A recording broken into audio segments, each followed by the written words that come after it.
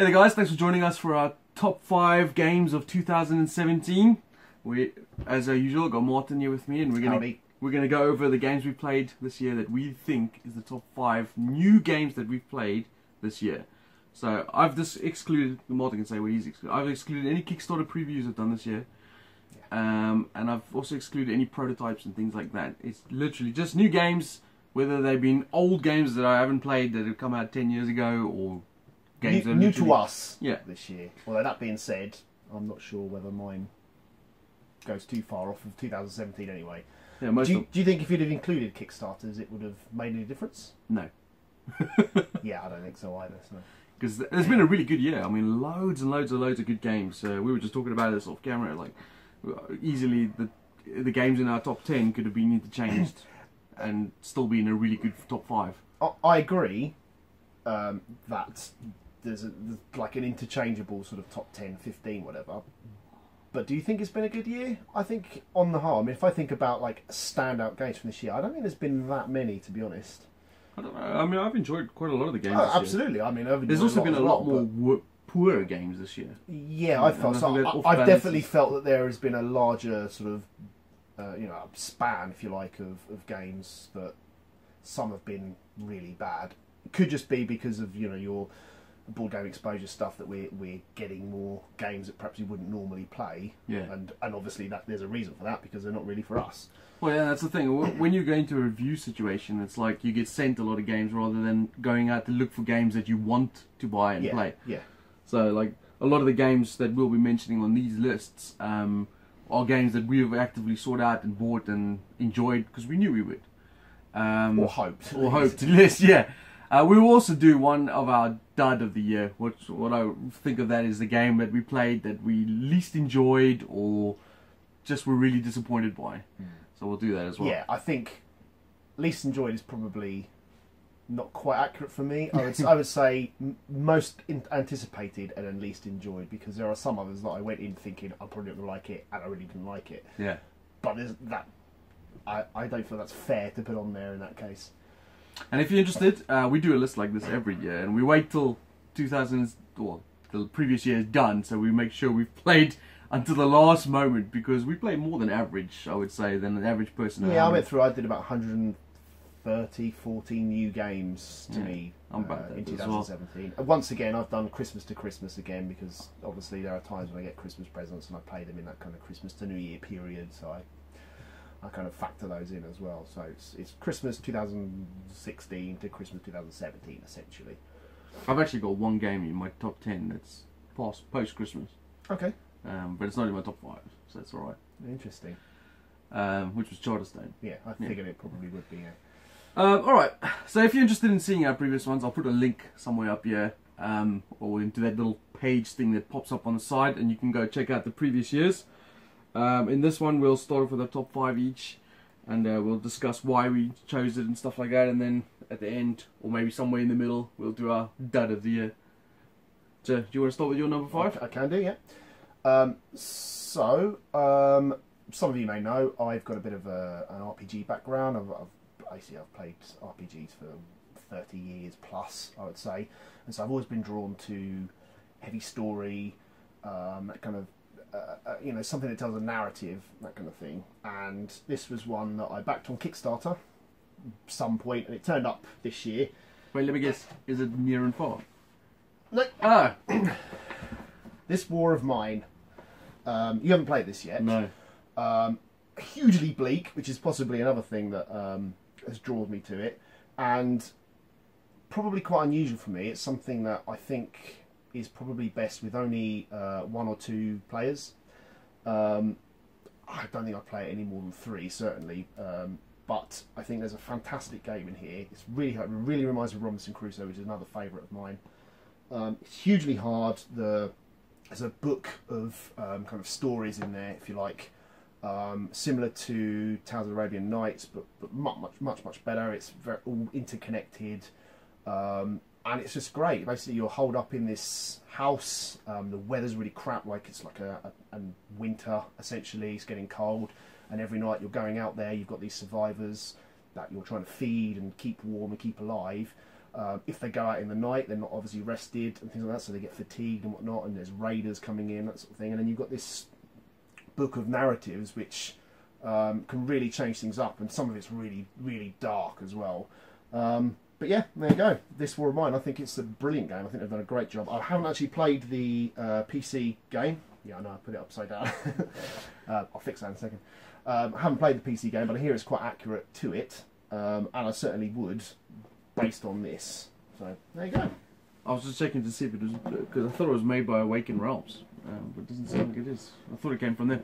But I've not played this, but I've heard really good... Oh, it is Awakens. I've not played this, but I've heard really good things. What I thought was really interesting, and I'll probably get around to playing at some point, is that the fact, like you said, you wouldn't play it more with 2 players. I don't think so. Because it doesn't seem like it's like you don't play a character, you just play the room of characters, and you just... I do wonder how... take control of them for I mean, obviously they designed it with that in mind. I do wonder how difficult it would have been to kind of design it where everyone has like a Robinson Crusoe type character. Yeah. But I understand why they didn't, because death in it is very easy, and that is one of the hardships you have to deal with for it. Your character, you may well commit suicide because you're so depressed, or you may starve to death and things like that, that character. And you don't want to be involved in a 3-4 hour game where you die in the first hour and then you're out. So I can see why they've done that.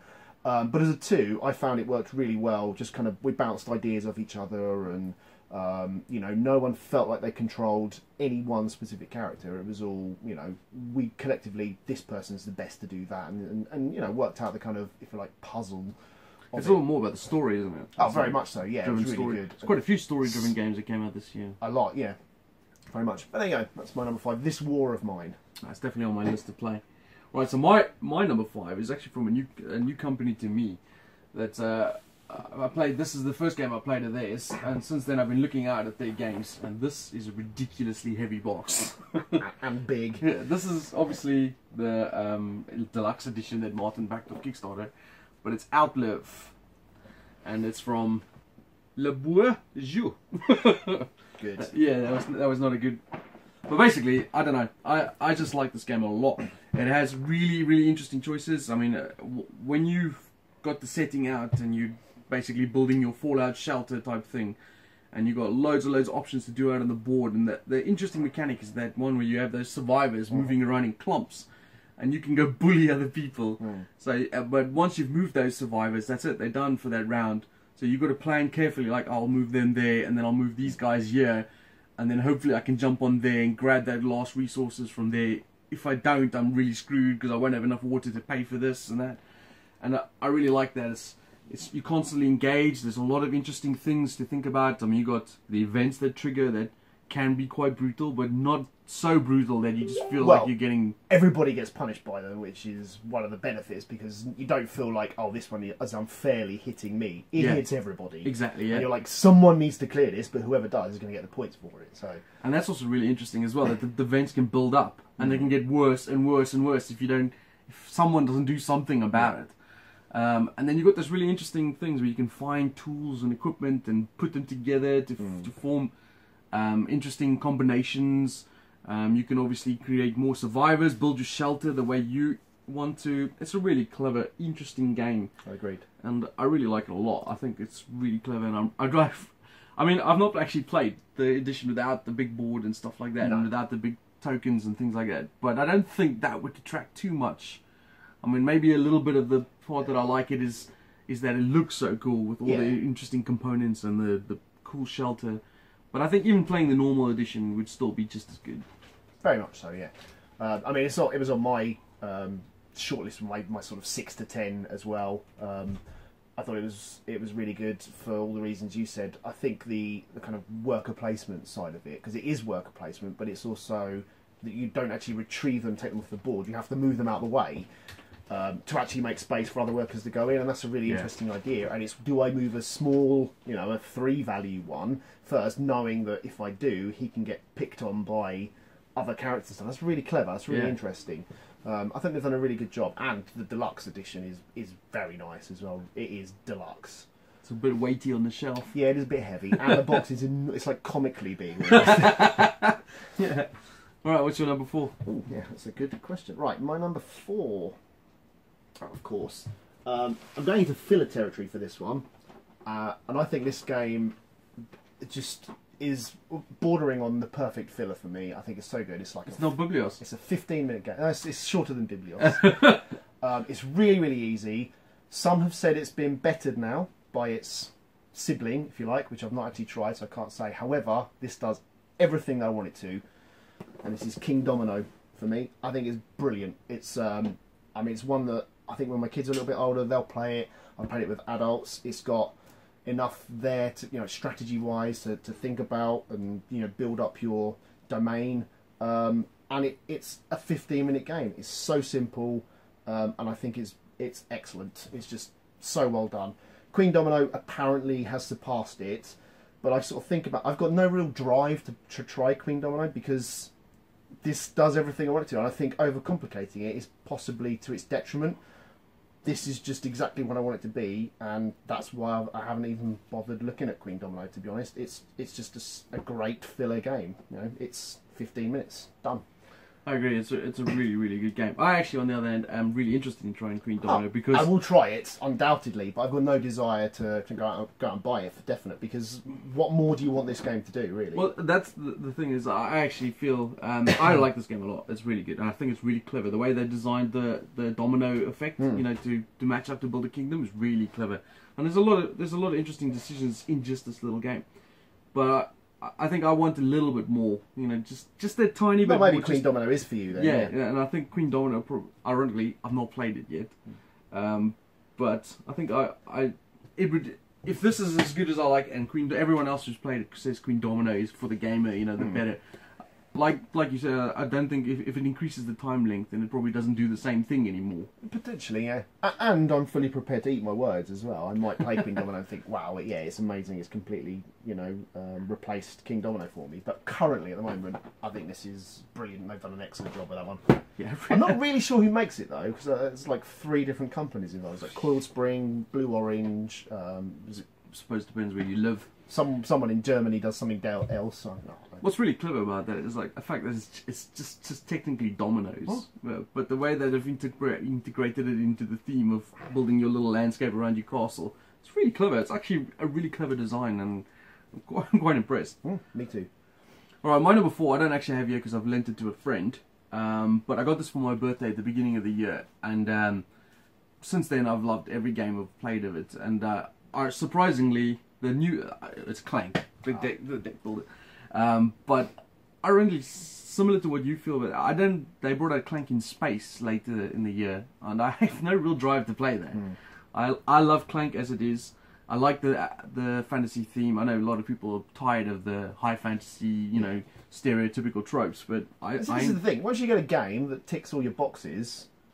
It's like, what desire do you have to? But I mean, expansions are what I mean. They brought out a Clank expansion. I'm sure you'd get true, because it's expanding something that you already know you love. But when you're replacing something with another version of it that already does everything that you want, why bother? Exactly. And that's the thing. I don't feel any need to go. But the thing about Clank, what I like so much is like I really like deck builders a lot. I like Dominion and DC Deck Builder You like and pool Legendary builders in general, don't you? Bag builders and all sorts. Yeah, I really enjoy those. And but what I like about Clank so much over the others is the fact that it doesn't feel like you could just build an engine and go with it. You know, when you play Dominion or DC Deck Builder, those type of games, it's like I'm going down this engine and my turn is just go next turn, go next turn, and it's almost like it's the engine is playing itself. You just have to facilitate the cards. Yeah. You know, once you've built it, you go. But with Clank. And very similar other games, the one from Gale Force 9 that you got, the Tyrants of the Underdog. Oh, right, yeah. Very similar to that as well.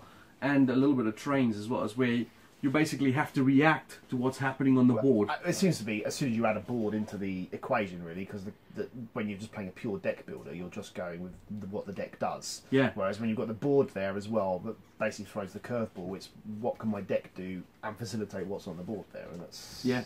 And what I like about Clank is that it's, you know, there's that little bit of element of danger that the dragon might kill you, and I've seen that happen quite a few times where people just get decimated in a couple of turns because they push their luck too far, or you know, when you're moving along and you're going, oh, I'm going to go down here and grab these treasures, and then as you're going along, you find some other stuff that are interesting for your deck, and you like all of a sudden change your tactics and go for a different route. and and then someone runs out, then you go, well, they're out now. I've got 5 turns that I need to now score as much points as I can. I need some speed cards, I need movement cards, and I don't need these cards anymore. It's really clever. I like that a lot. I like the fact that you have to react and change your strategy and tactics, and it's not just, you know, go, go, go, go. It's more of a feel, a theme going through the game. I mean, I know a lot of people reckon Clank is just, you know, the theme is not really there. You're just playing movement cards and stuff.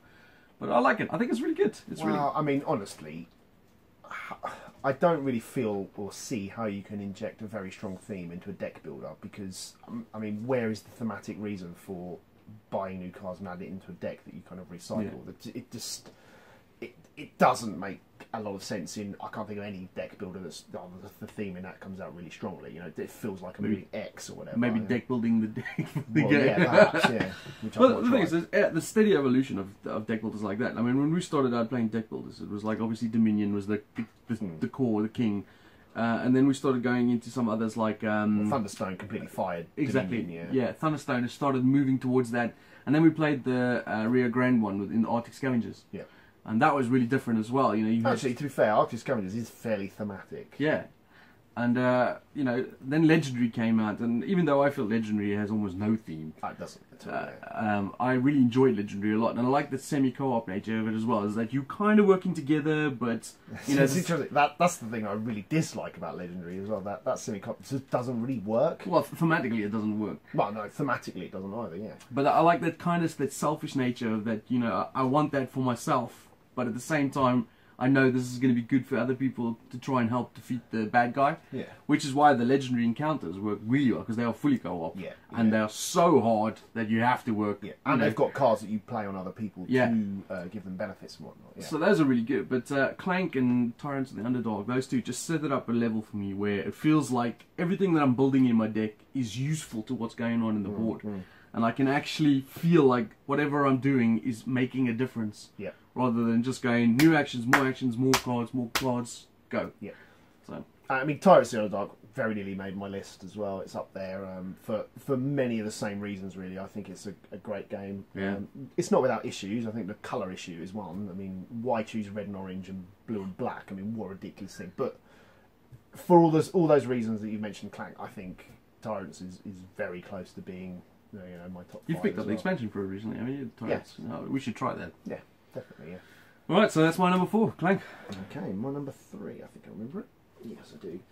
This one actually just swiped off your shelf, so I to bring mine. Oh. But for all the same reasons I mentioned this war of mine, my RPG background, and this one in particular because I absolutely love the kind of universal horror type sort of setting, the, you know, Dracula, werewolf, Sleepy Hollow type thing.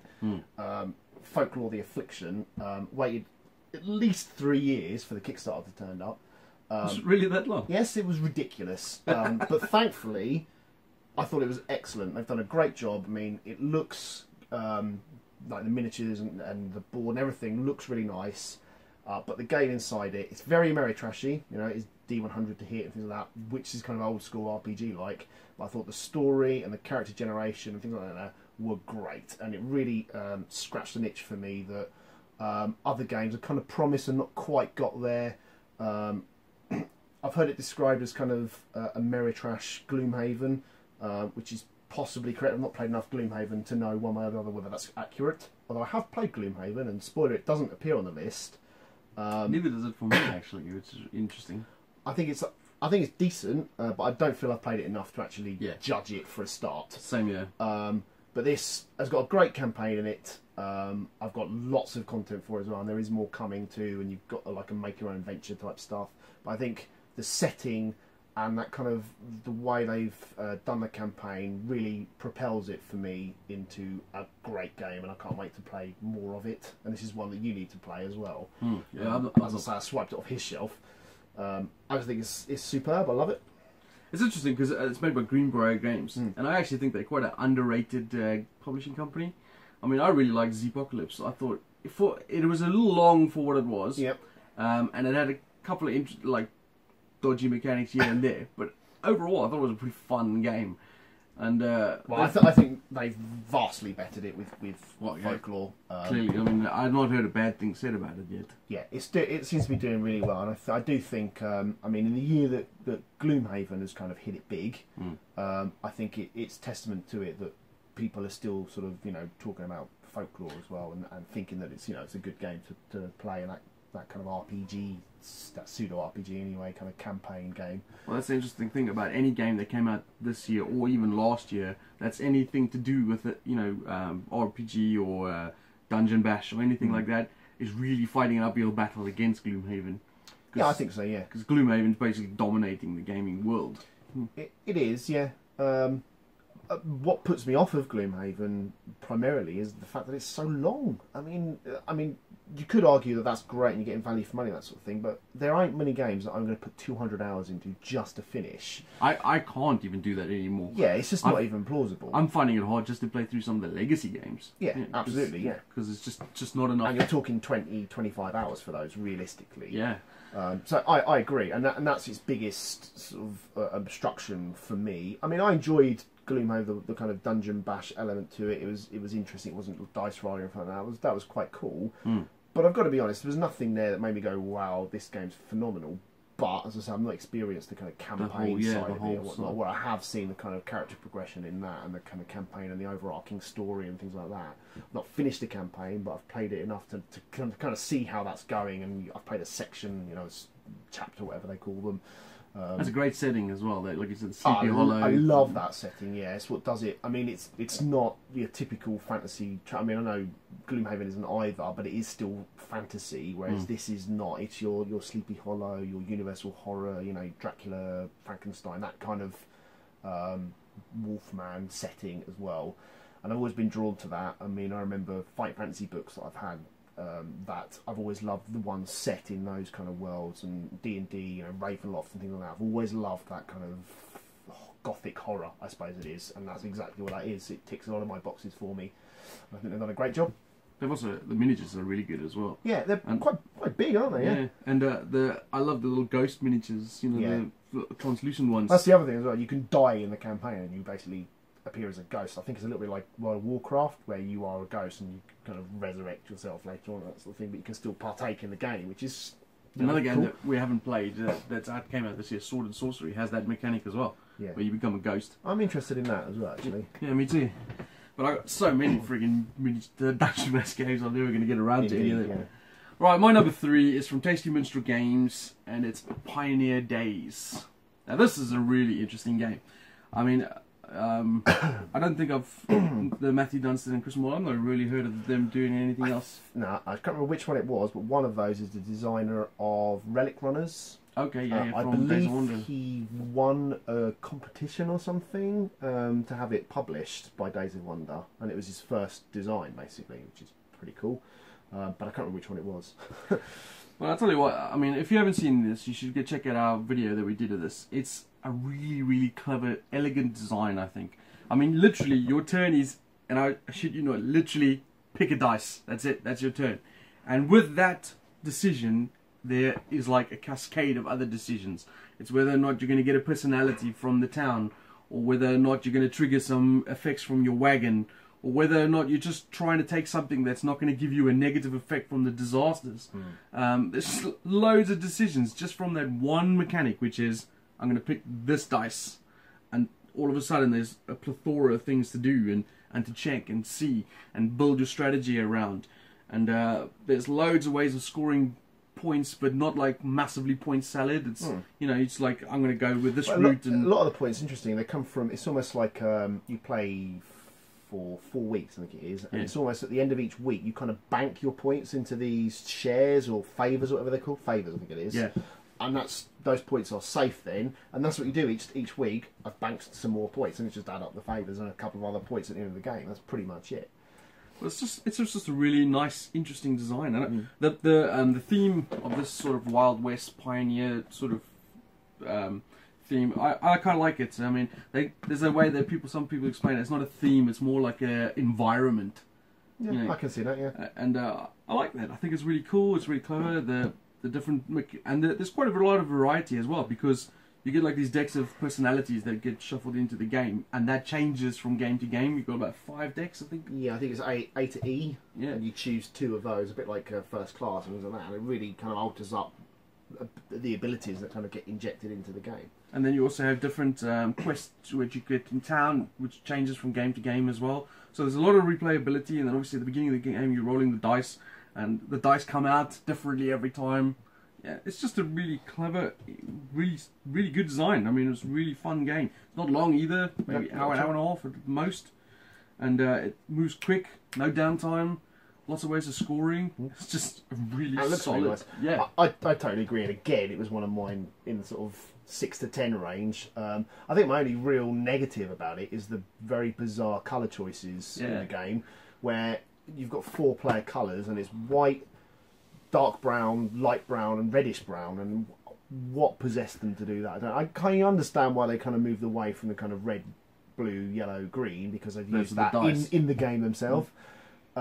But it just seems so stupid that they've done that, because it's like, which colour was it? I was reddy brown, wasn't I? No, you were dark brown. It's just so stupid. I mean, I guess it's supposed to represent the wagons and different browns of the wagons, but it's from a. I mean, there's a line where you got to draw from theme to. And there's nothing that you have to remind you which version of brown you are either. So it's like, which one was this one? It's just so bad. I mean, other than that, it's great, and I think.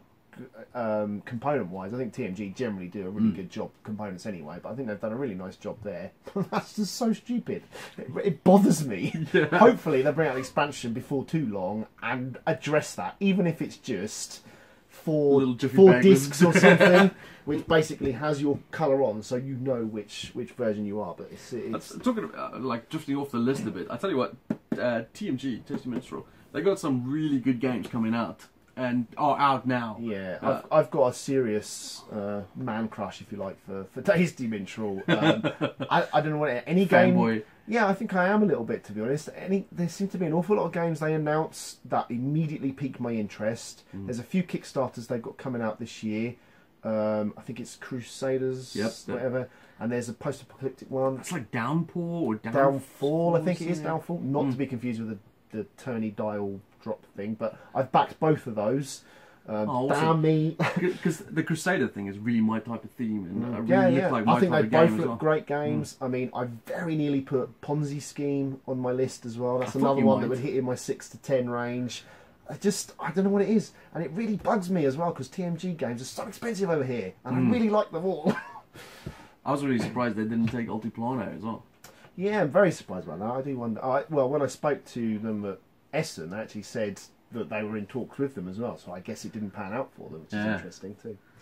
But yeah, I think Tasty Minstrel are doing really good things. I think Pioneer Days is a really solid choice as well. I think it's a very good game. Alright, what's your number 2? My number 2!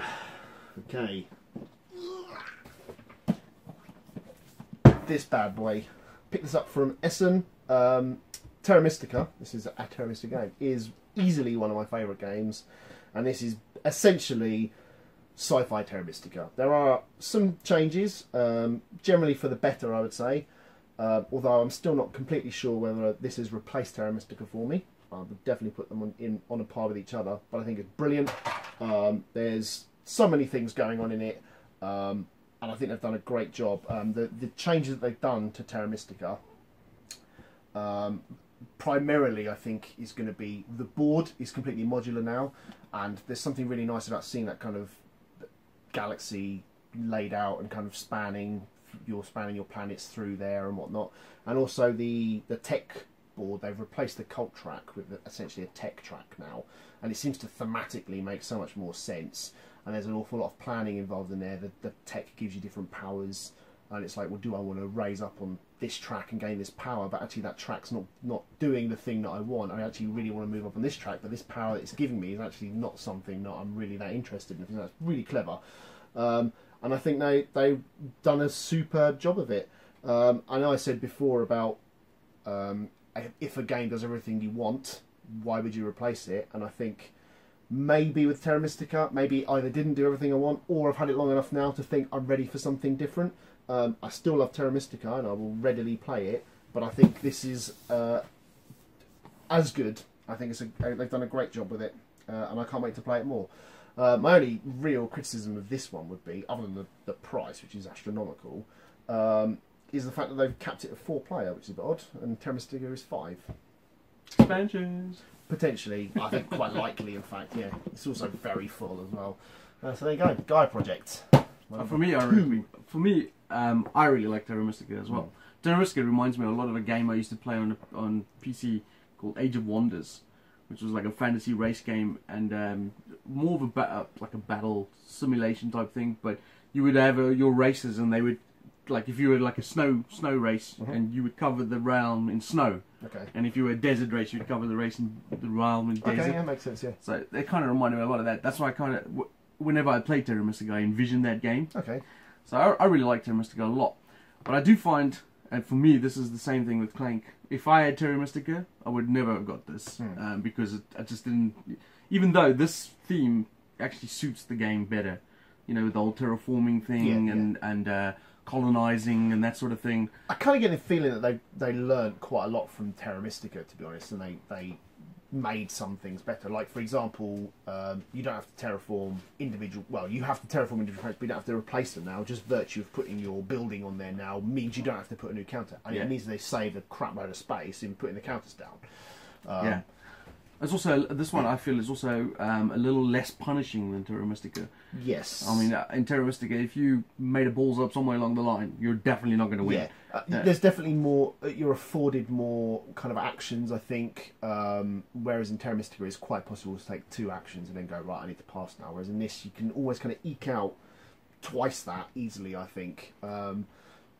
And I don't know, I'm not really sure what they've done in there. Maybe they've cheapened some things. I've not really done some direct comparison or whatever. But yeah, I definitely think it's less punishing, as you say.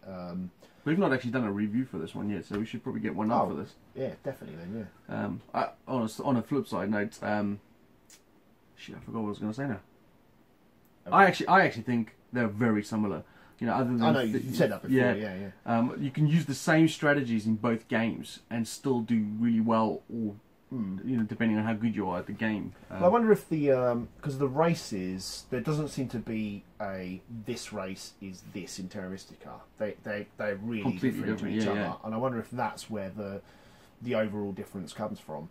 But I think the modular board really makes a big difference as well, and the Gaia form is quite interesting modular too. boards is really good, yeah. Very much so, yeah. And I do like the where they've taken the Gaia project name from. The Gaia forming of the planets is quite cool as well. So you've got all these like pink inhospitable planets around, and you have to essentially terraform those into Gaian planets to do that. The components are really, I know I said it's expensive, they are really nice components though, the plastic buildings, and you've got these weird green kind of cubes with like a resource, and everything looks really nice in there. It's got a nice table presence, definitely. It's very popular as well. As it should be, but it's crazy expensive. It really is. I mean, that's one thing I have noticed this year dramatically is the price of games has significantly increased all fold. And it doesn't have half the forest in there. That's true. Yeah, it's all oil instead. Yeah. All right. So that was your number 2, right? Mm-hmm. All right. My number 2 is actually not a new game per se, because I think I've started playing this right at the beginning of this year. A friend of mine bought it, and I lent from another friend, from Chris. I lent a lot of the expansions, and it's Time Stories. I don't have it just, so I'll put up a little thing here in the corner. But Time Stories is an overall package. This is what I'm talking about now. So all the little mini games that come with the, which you buy separately. I think Time Stories is a fantastic experience, because you can only really play it once. Once you played it, that's done, and you move on to the next story. We played, myself and Dave and Carla and then my son Alex, we played the first story, the Arkham Asylum one. I think it's Arkham Asylum. As cool as that would be. And absolutely friggin' loved it. We played it throughout the whole day on one Sunday, and we played it from beginning to end, over and over, until we cracked the case. It was brilliant. We had such a good time, and we couldn't wait to get to the next story. And the next story was the Marcy case, which I liked even more. Like the Asylum was brilliant. I really liked the Marcy case even more, because it was just so good, so good experience. We played through the whole one again on one day, just powered through until we completed it. And it's the story, it's the choices, and the feel. We're kind of role playing it, and we're doing that alternate thing where you don't actually just let everyone read the card. You know, you read it to them, and you can we were paraphrasing. we played it. We basically read the card as many times as we wanted, not out loud, and then put it face down. It's like, right, this is what I've experienced, kind of thing. So you're kind of telling it in your own words almost then, but you can't refer back to the card then. So you're going by what I remember and whatnot. So we were doing something like we were paraphrasing, like, you know, like, oh, this is what's happening, that sort of thing, and it was good. So good. I think we played the third one after that, which was the Dragon one. Prophecy of Dragon, I think it's called. That's the fantasy one, isn't it? Yeah. That was a big one, and I didn't quite like that one as much as the first two. It's still good, but not as good. I hear as that the one's first quite two. divisive, actually. Yeah. But just based on those three, and we're really looking forward to playing the next one. It was such a good experience, and I know you can't play it again, but everyone else we've lent the game to or whatever, they've enjoyed the game just as much. And I feel just on the experience that you get from it, it's so good. Really enjoyed it, and I definitely play any expansion they bring out from then onwards. Yeah, I agree. I think it's a really good one as well. I can't remember when I played it, but I vaguely remember speaking to you about it back then. It basically, I've always described Time Stories as it's like if you're like a DVD player and you get a movie with it, a DVD, and you can buy more DVDs to just slot in and play that, and it's completely different. So you know the base is essentially just a board and some counters, and that's really all you need. And it's the kind of the cards and the story which change all that up and change the uses of the counters and whatnot. It's really clever. That's a little bit the surprises and stuff that come out of it. I mean, in the first game, I'm going to try not to spoil too much there, but there was a thing that came up, and we were discussing it as a group, and I was adamant that we should not do this. You know, it's like I know exactly what you're talking about. Trying to explain to the group, like, this is bollocks. We shouldn't do this, and they were like, no, he knows something. We should do this. We do this, and it turned out I was right. But it was just, even after we experienced it, it was like laughing for 10 minutes and chastising my teammates for wasting our time. But that sort of experience you don't just get anywhere. You know, that laugh and that. Yeah, and it's like nothing else either. Yeah, I think there's no other. Actually, to be fair, I think I've tried a couple of the escape room type games recently, and I think they are not dissimilar to Time Stories. However, Time Stories is a far longer, kind of more protracted. It's an evenings event, whereas I think it was Unlock that I played. Was a time limit? It's an hour, yeah. But they're still like fascinating and interesting, and the same kind of thing where everyone's kind of throwing in their ideas and whatnot. But yeah, really, really interesting. I think Time Stories is great, and I do wonder how much mileage is in it. Are they going to keep constantly bringing out because I think they could. As long as people keep buying them. Well, that's the thing, but they must take quite a lot of effort to make as well, because you've got to have a story in there, and then you've got all those cards and whatnot to kind of. And the stories need to have some of their puzzle elements as well. Yeah, very much so. It can't just be a choose your own adventure sort of thing, because that's what people expect. Yeah, I mean, lots of twists and whatnot. I mean, conceivably, it could get to the case where you're kind of picking and choosing which ones to buy, the ones that kind of interest you the most, rather than just religiously buying every one, I suppose. But I don't know. I hope they support it, because it is certainly interesting. I can't see any need for them to ever bring out a new base set. Yeah. And the thing is, the game is definitely not replayable, because like the first game we played with Dave, he'd actually already played the first mission. I remembered it. Yeah, and he remembered it. So he was like just sitting sort of, you know, like not contributing too much, because he didn't want to sway us in their decisions. So, well, I played it probably about 15 months ago, something like that, and I reckon I probably remember enough of that first one to be able to kind of steer people in the right direction or wrong direction. Which is a bit of a shame. I think you can replay it, but I think you probably need to shelve it for 5 years and then come back and go, no, I don't remember this. Especially after playing all of them, because then they start melding into one. Yeah, that probably helps, I think. Yeah, it's an interesting kind of phenomena that's happening in the last sort of year or two as well. They're kind of almost, I don't want to say disposable, because they're not really disposable, but that kind of play once, get rid of game. There's quite a lot of those coming out. The kind of the escape room. I think one of them actually you do destroy as you go along, but Unlock is certainly, once you've played Unlock once, you can't play it again, because you know the solution kind of thing. Yeah. Time Stories is the same, and then you've got a lot of the legacy games and things like that where I've played it to completion now and it's done. You know, it's an interesting kind of way that the development of games is going. I mean, they're not all going that way, obviously, but a lot of them are coming out these days. Alright, so on to our number ones. Should we do the dud first and then number one, or just go straight to number one? Let's do number one first. We'll Alright. The dud always is interesting. This My is your number number one. I'm terrified that I've tipped this game up now and there's been bits everywhere, but this is definitely my number one. Ethnos. I think it's such an accessible game. It's very straightforward and easy to kind of teach and to play, but with the different combinations of creatures in there, I think it gives you so much back in terms of your strategy and whatnot. I think they've done an excellent job. I'm amazed they haven't actually even done an expansion for it yet already. So I think all you need to do is another, say, 4 creatures in a small pack of cards immediately, and you've got all those combinations with the creatures already in there. Maybe they haven't thought of any yet. Possibly, yeah.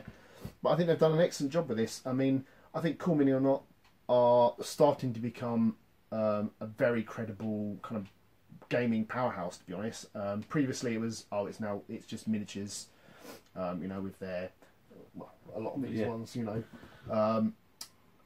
the zombie side obviously being the primary first one. But now to me this is like the start of that, because this is actually, when I first saw this, I thought it was a really ugly game, ugly looking. I don't think it's very attractive. I don't like the artwork. I don't like the board. I don't like any of what it looks like. But gameplay is phenomenal. And well, the artwork, John Howe, is actually, I don't know about this one specifically, probably, but he's a prolific artist for Lord of the Rings stuff, and you can actually see that. I think there's quite a lot of Lord of the Rings games out there as well. You can see the artwork's very similar, the way he's done that. But yeah, I think they've done a great job. I mean, aesthetically, I'm with Jason. I don't think it's very functional. But I don't really know what they could do to make it better. Not at all. I mean, the map is functional. Yeah, the counters do the functional. Job. But there's nothing in it that makes you go, "Wow, this is amazing." Unlike other Cool Mini or Not games, but this has the gameplay. And I've played it many times now, lots of different play accounts, and I've never once been disappointed with it. I think it's excellent. I think they've done such a great job. I can't wait to see what they do in the future. I think the creatures they've got in there at the moment gives you lots and lots of variability and whatnot, and when you play with some, it can really change the game up. Like you play with the trolls, and it makes such a big difference to the overall game, and the giants and things like that as well.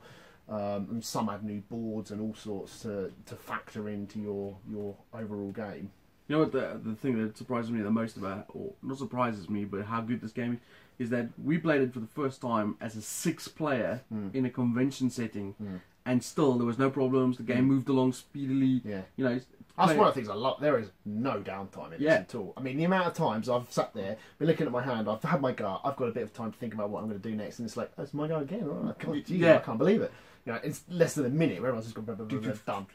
It's a really clever game. It's so good. It's got a lot of mods, a lot of replayability. This is actually my number 6. Oh, okay. It's fantastic. It's a really good game. And like you said, for Cool Mini or Not to produce this is quite interesting, because some might say that their game's more substance than more style than substance. Yeah, I know what you mean. Yeah. And this is the other way around.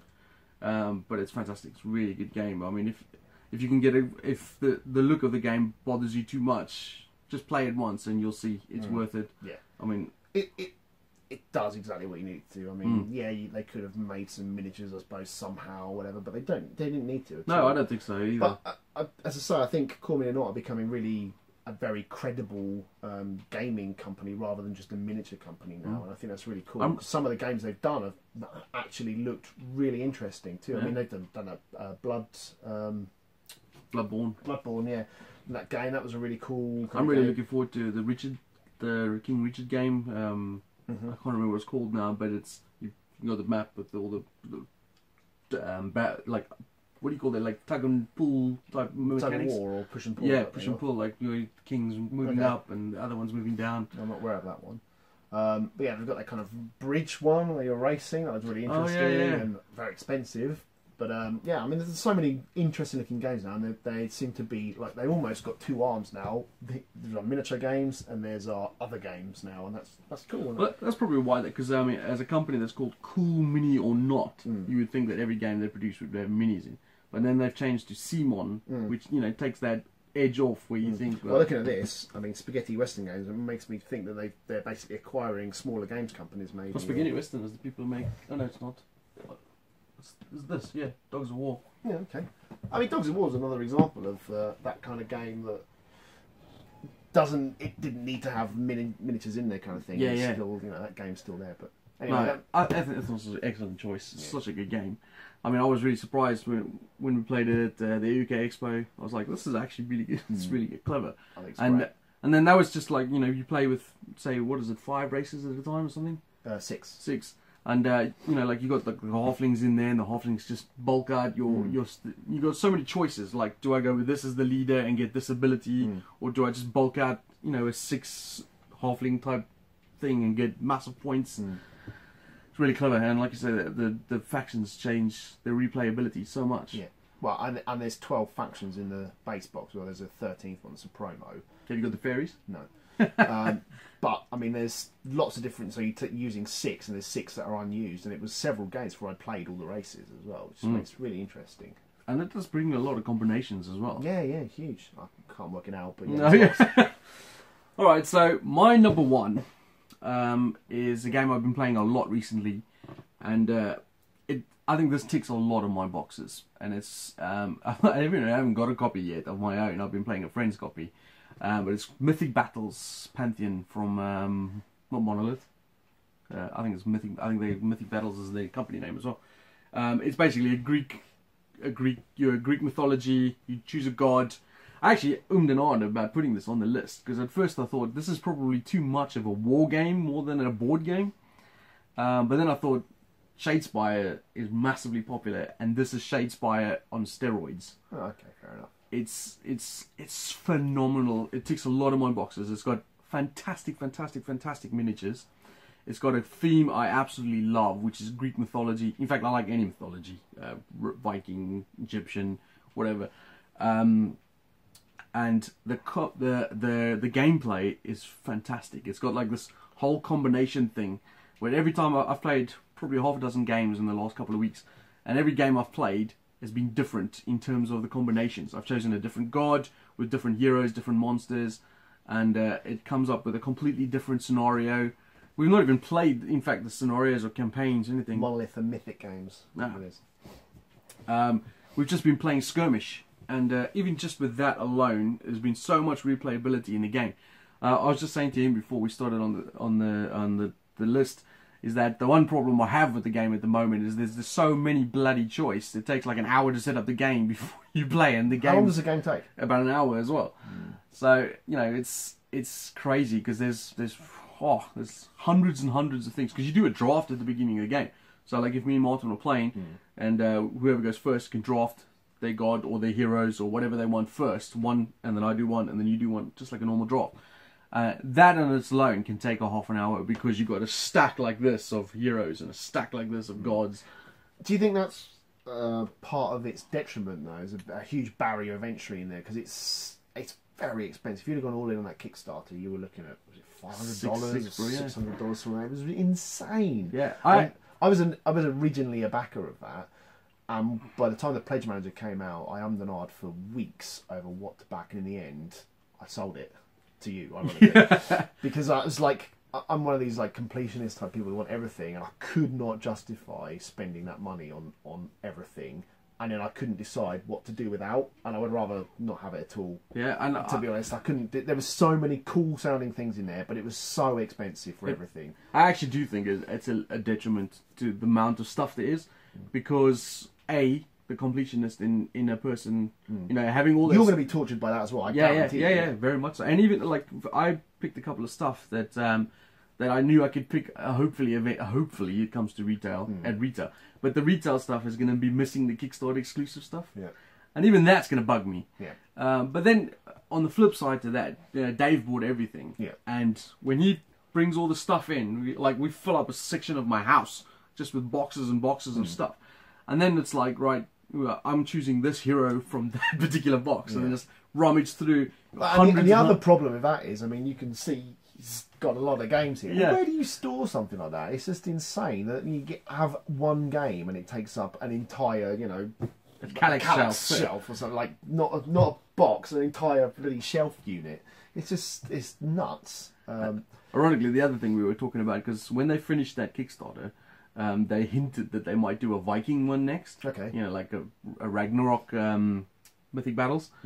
And I said to him, what happens if they do another massive load of stuff like that? So you got like, just for one game, and you like wheelbarrow of stuff. Oh, yeah, it's just not, well, you have to get to the point there where you start throwing the boxes away and start condensing them in. I know some people really think that's almost sacrilegious, but you don't have a choice. You'd have to literally, probably not paint the miniatures either, just throw them in a box. But that aside from all that, the game is phenomenal. It's really good. It's got so much depth. I mean, if you think about like, I've played quite a bit of Shadespire this year, and everyone is raving about Shadespire, and I think it's a decent game, but I don't think it's that brilliant because there's a couple of things that the dice can absolutely screw you completely. But then again, the game takes 15-20 minutes to play, so that's not a big deal. It does if the dice screw you, certainly. Yeah, with this game, the dice, it's a dice mechanic, but you build the dice. Like, if you're needing a certain number, you can build it by using other numbers that you've missed with and stuff like that. That's a great mechanic. It takes a little bit to get used to. Like, we were teaching some guys last night, and it took at least 2 or 3 rounds for them to understand, well, actually, these 1s and 2s still count as 1s to add to another number. And but once you get over that hurdle, it's a really in-depth tactical game with lots and lots of options, lots of replayability, lots of variant combos. I mean, I even think of it like as Magic. You know, when you're playing Magic and you go, oh, I'm going to make a green beatdown deck or a red burn deck, that sort of thing. That game has that if you're doing it as a draft, can someone, if you go, right, this is what I want my warband to be or whatever, can someone stop you by doing that, by taking like a key component from that? No, I don't think so. Or are you able to, do you always draft, do you? Or do you, can you turn up with a warband and go, this is what I'm playing? No, you always draft, unless you're playing a scenario, then they tell you what you have. Okay. But there's enough components. Like, for example, I played Dave the other day, and he made up a warband that had, is it Perseus, the one that killed the Medusa? Sure. He had that, and the Medusa in the same warband, and he didn't need to have both of them, because what they do is, if you're in the same square with them, they petrify you and might turn you to stone, and then you have to spend Art of War cards to get rid of that petrification. But he had this irritating little shit with a harp next to it, and any squares around him, if they need to spend Art of War cards, they need to spend double or more. Jesus. So he kind of locked me down, and I could have stopped that. Say, for example, if I, killed Perseus, but he still had Medusa in reserve to do the same thing. So if he was drafting that and he draft Perseus, I could then draft Medusa to stop him or whatever. It sounds like you'd be better off drafting the guy with the harp. Yeah, but that sort of thing. There is other, you can't.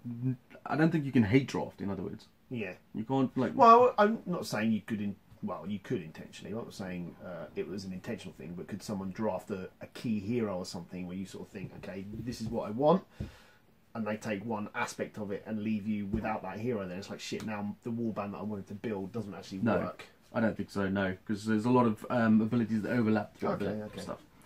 But yeah, so that is my number one. I'm looking forward to trying it. I have to say, it does look really interesting. I think you'll like it as well. I mean, it's.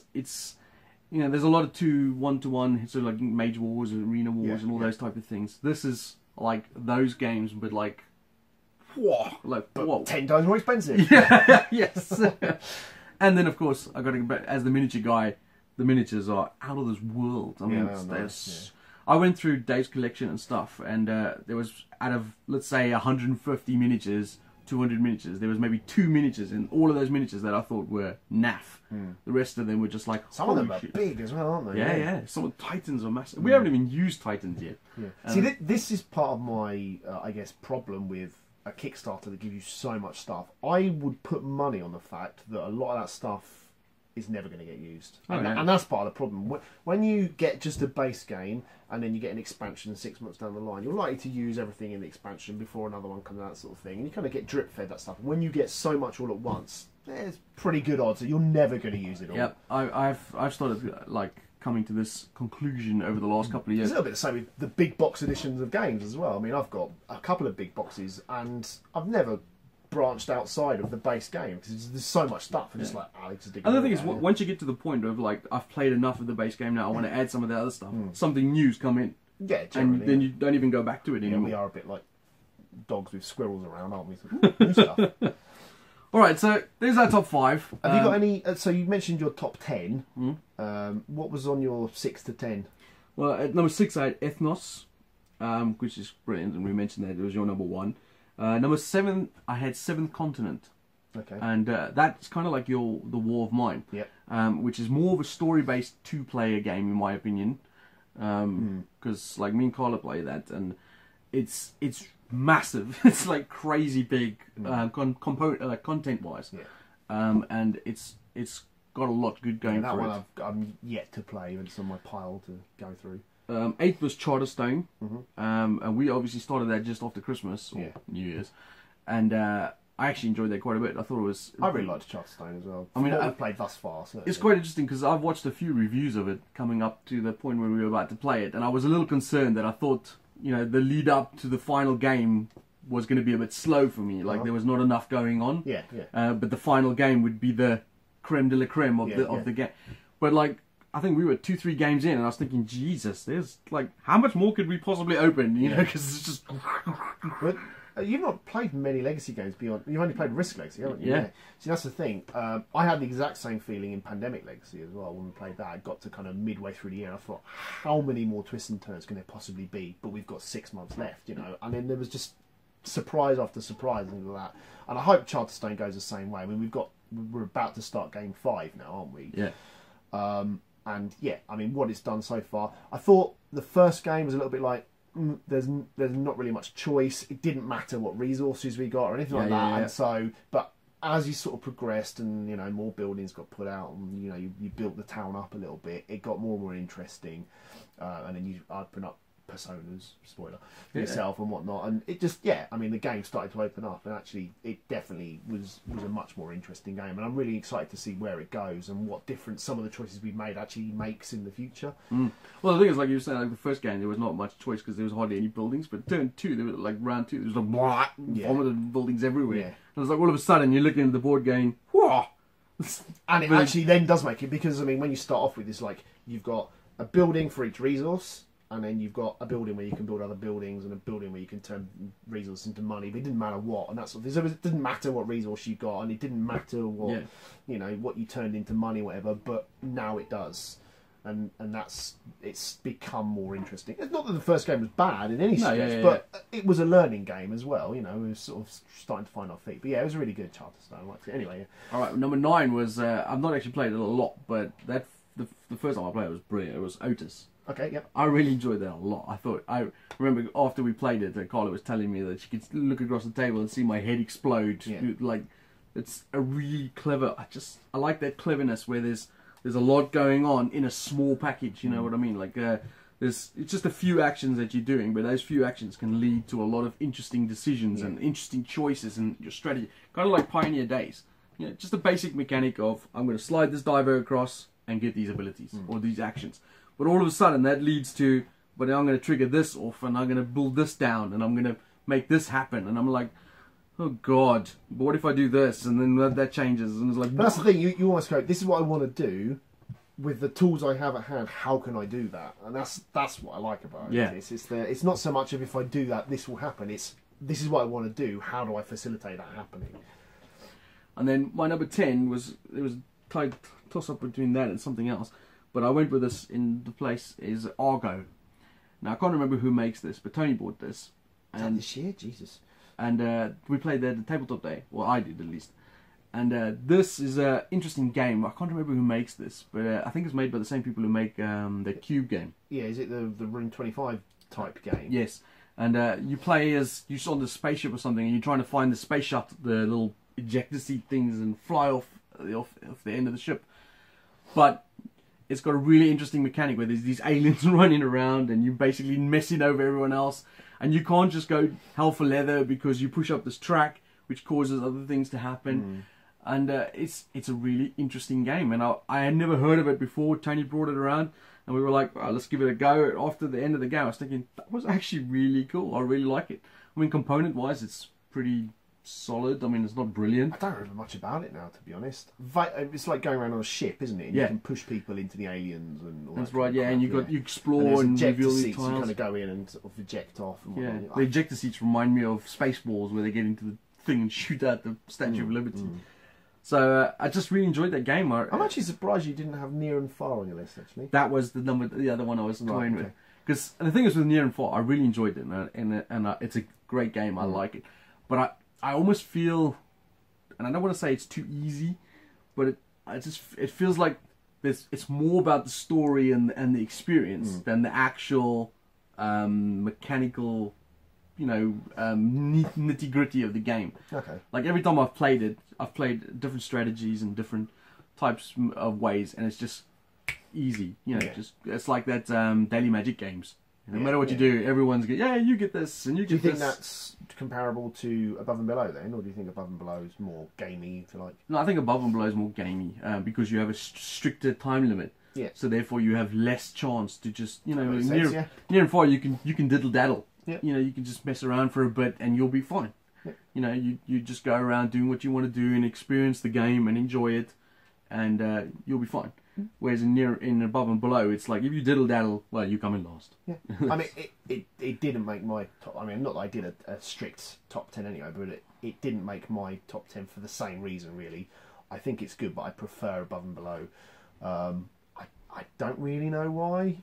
I think it's with I've come to the conclusion with Red Raven, and Ryan Leclerc. He's a really talented, interesting guy. I mean, he does all the artwork, all the game design. He even started sculpting stuff now. Klondike, So he's an unbelievable guy, but his game's a bit light for me. I mean, I thought Islebound was just rubbish. It was way too light. Yeah, it's just too light. Near and Far was really light, and then we played another one recently that I also thought was like, oh, this is really light. The only one I felt that I've played that was like, ooh, this is quite weighty is City of Iron. Okay, yeah. Yes, I think that probably is, yeah. And I wouldn't be surprised if City of Iron was actually one of his lesser selling games, and it could be why he's moved away from the kind of, if you like, quote unquote, heavier games anyway. And I liked City of Iron, I thought it was good. I like City of Iron's very clever, yeah. I like the space one as well, which I can't think of what it's called now. Empires of the Void. But for a different reason. reason. There is supposedly a second or a sequel or something to that coming out, but that's been on the cards for probably a couple of years anyway. I remember seeing on Kickstarter the reprint or something, which is the whole redesign of the thing is that one was I liked for a different reason, because that was kind of like a half an hour, 45 minutes of kicking each other in the balls. It is fairly angry, yes. So I mean, I had Otis on mine. Pioneer Days was on my shortlist as well. Outlive was on my shortlist. Ponzi Scheme, Stockpile. So, I mean, we had quite a lot of overlap between our sort of top games, if you like. I played a fair few that almost went on the list, certainly. Stockpile's really good. Yeah, I think so as well. But again, it was one of those that it's just like, basically in the end I had to get to, would I rather play any of these over this and that kind of, I got to that point where, because I couldn't really decide, but I do feel that probably my 2, 3 and 4 could be interchanged with any of my sort of 6 to 10, and I wouldn't be disappointed. I think they're all great games. So yeah, all in all, I played some pretty good ones. All right, let's talk about the disappointing one then. Okay. I've got a feeling that our disappointing one might be the same. So have you got a runner-up? Well, potentially. I mean, we've played a few here that we've kind of reviewed. And I have played one here that I really didn't like at all, as evident by our video. In fact, I played 2 here, which I really didn't like, as evident by our video. One was Summit, and one was Outpost Siberia. But they were not my runner. I didn't go in expecting to like them. I would have probably, if I'd have put money on it, thought Summit was probably, more my kind of thing. And actually, it started off reasonably good, and it just kind of got worse as it went along, to the point where it was like pulling teeth towards the end. What about yourself? Well, excluding the one that I've got as my first choice, is that I got Outpost Siberia as well, because I don't actually think that's a game. I don't. There ain't a lot in there. Yeah, it's forgetting about the fact that it's really difficult. I don't mind really difficult, but there's got to be something that you can do to mitigate those difficulties and choices you can make. I don't think Outpost has those choices. It's literally do this, do this, do this, done. Yeah. I spoke to the designer John Gilmore, and he's a really good guy who's made some other really great games. But he was put under restrictions for this game, And I was like, I saw that conversation, yeah. And I was like, I don't really like that. Why make a game with restrictions when you could just make a good game? Anyway, that was Out by Siberia. I was obviously involved in the Summit game, and to be fair, I gotta admit, I didn't hate Summit. I just felt that our experience of that one game ruined it completely, and I would never play it again. The problem, yes, I would agree that one game, but I think that one game highlighted the issues in the game rather than was kind of a unique experience, and no other game would go like that. I definitely think other games of it would go that way, and that's a fundamental problem. It's more like it's more the opposite of like 1 out of say 5 games wouldn't go that way. I think so, yeah, because what we did, I mean, obviously we are, if you like, trying to do better than everybody else. We're trying to win, and that's I think how you should approach any game you play. Try and win it, but I don't feel that we did anything intentionally just to screw other people over. It was, I'm doing this because this slows you down and therefore betters my chances of winning. That's it. And that's how I would play every single game of it. And it's also like a double effect as well, because we're dicking each other over and the game is dicking us over as well. Yeah. So it was like, well, this is stretching out the game to the point where it's no longer and fun it's anymore. Got elimination in as well, player elimination, and I mean, it's bordering on a cardinal sin there. I mean, it wouldn't have been so bad if, I mean, it would have still been bad, don't get me wrong, but if you'd have died, if you like, and come back as another person in your team, starting at the base again, and having to work back up, because at least you still had something to do. Yeah. Well, player elimination to me is almost tantamount to roll and move. It's like, it shouldn't be in modern games. Yeah.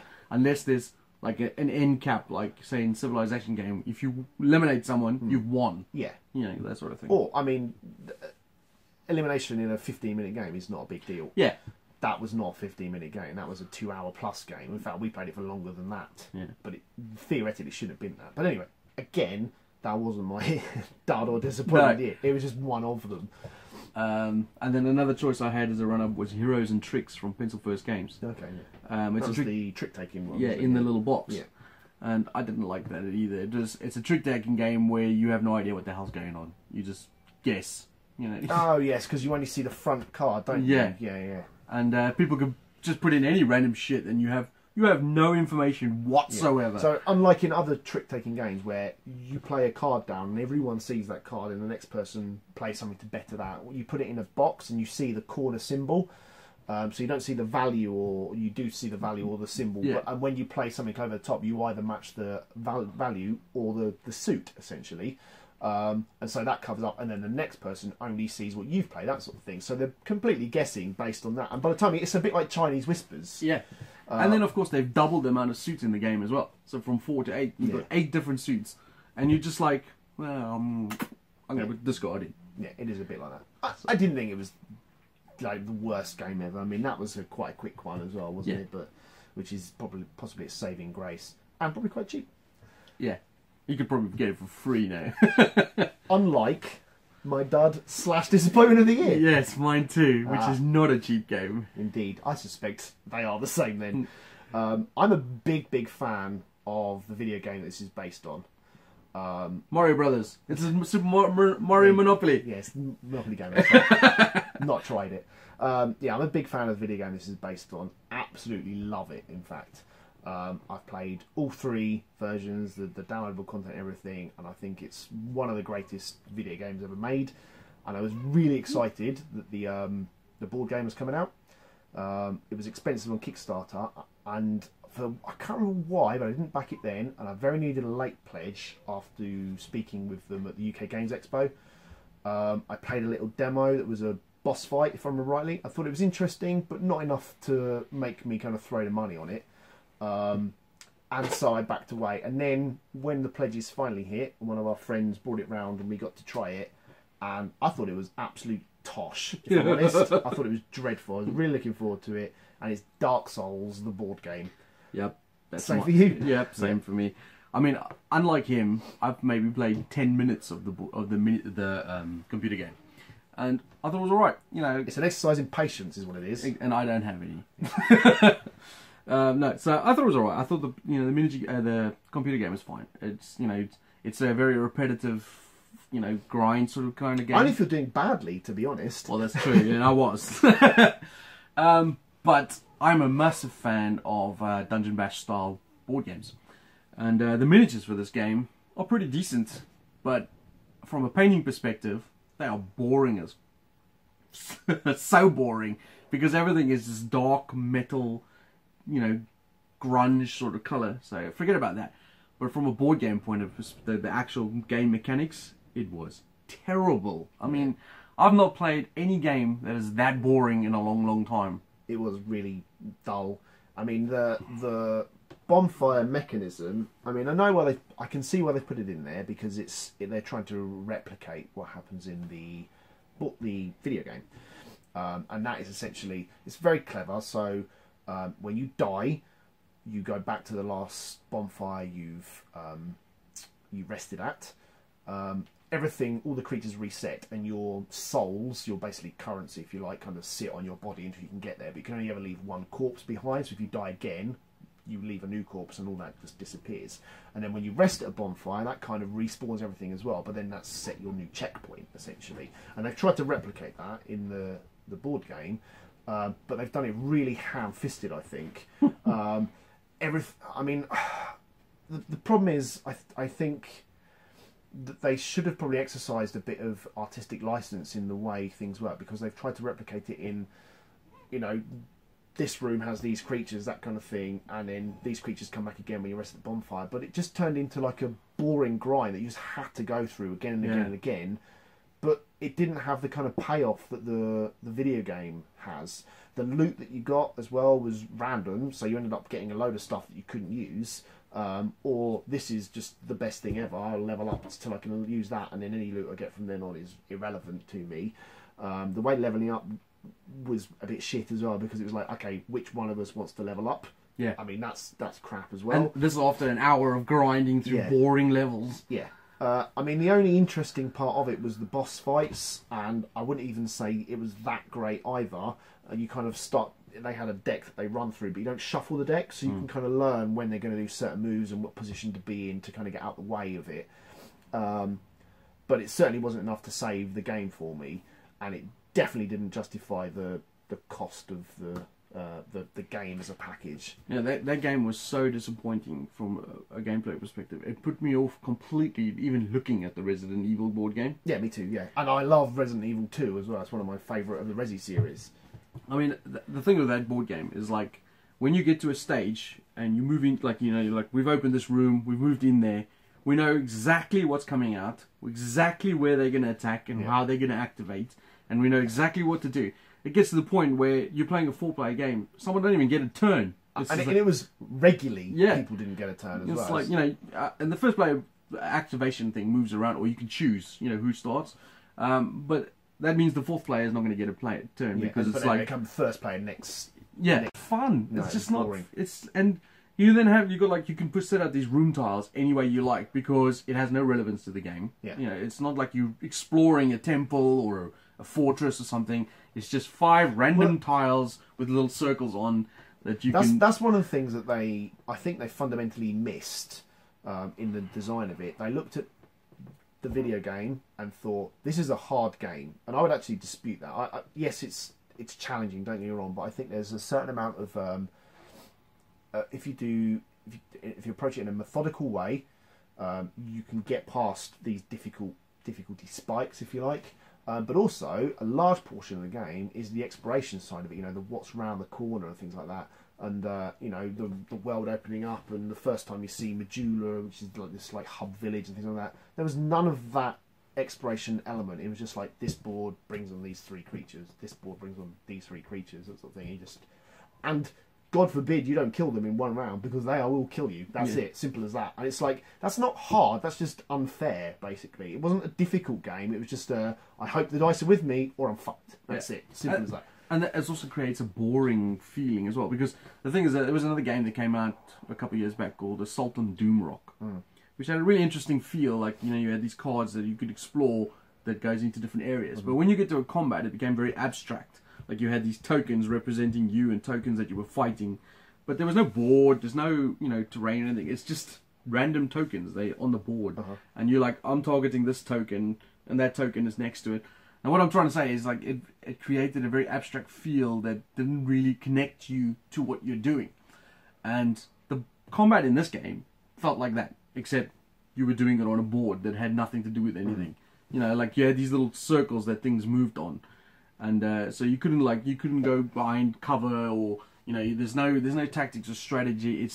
It's just knowing who's going to activate next. So like this guy's going to activate next, so we'll shoot him first, and then they'll go, and then this guy's going to activate next, so we'll kill him next. And once again, it's another one of those. I don't know why people get so obsessed with the everyone cooperative versus the board thing in dungeon crawls rather than one versus many, because one versus many works so much better. Yeah. Because you have a human making decisions that the board cannot do, and so it's like, we know it's going to do that, so we'll put our tank there, he's going to get hit by this. We know they're going to shoot, so we'll move towards them to force them to back away. We know they're going to do this, so we can do that tactically to get around that. And it's dull. There's no curveballs or anything like that. It's boring.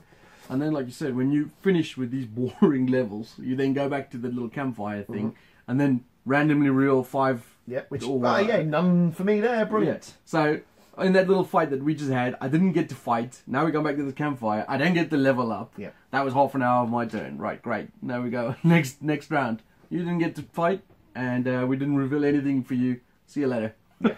It's like, oh my god, this is... Who designed this? I mean, Jesus. It's a big thumbs down for me, and I think it's probably a testament to the fact that you don't really hear anyone playing it either. I suspect now that kind of initial wow factor has gone. There's a reason for that, you know. People are just like, yeah, this game is pretty shit. And the other thing is, the people that did like it, you know, go, well, if you house rule this, and you change this, and make the market deck do this, and... You know, it's like, well, then you're not really playing the game as designed. You're playing... It's exactly the same argument with Zia, isn't it? Yeah.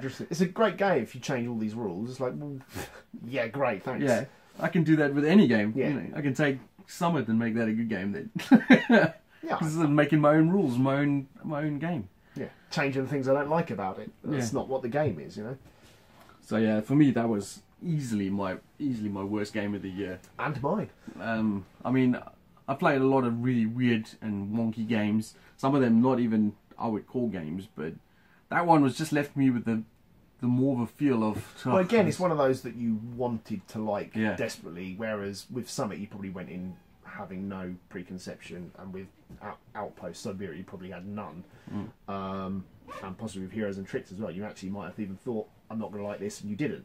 But Dark Souls is one of those, because of the fancy packaging and it looks really cool and the miniatures and all that, you probably thought, man, this game's going to be cool, and then when it kicks you in the bollocks you think, nah, it's just terrible.